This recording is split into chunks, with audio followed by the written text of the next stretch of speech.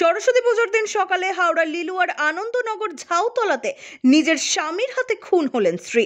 পরিবার সূত্রে জানা যায়, গতকাল রাতে সেই পরিবারের লোকেরা ব্যান্ডেল চার্চ থেকে ঘুরে এসে বউয়ের বাপের বাড়িতেই ছিল মেয়ে ও জামাই। প্রায় স্বামী স্ত্রীর মধ্যে ঝগড়া লেগে থাকতো।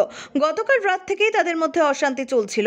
রাত্রিবেলা স্ত্রীর গলা টিপে খুন করে কৃষ্ণনগরের বাসিন্দা যুবক বাবাই মল্লিক। মৃতার নাম পিঙ্কু বিশ্বাস, বয়স 42 বছর।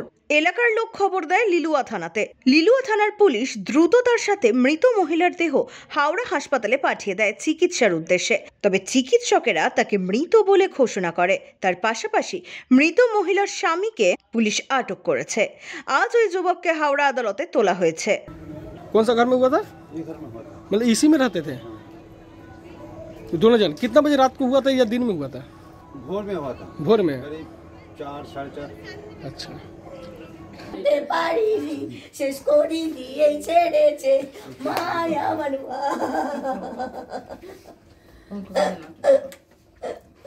ও জননী মায়া আমার মা গো, মায়া আমার মা, আমার পিঙ্কু। ইনি আমার ননদ, এই যে এও আমার ননদ, আর এই যে ননদের হাজবেন্ড, এটা এই যে যাকে মেরেছে, এই হ্যাঁ যে মেরেছে, এই যে এই জানোয়ার মেরেছে আমার দিদিকে।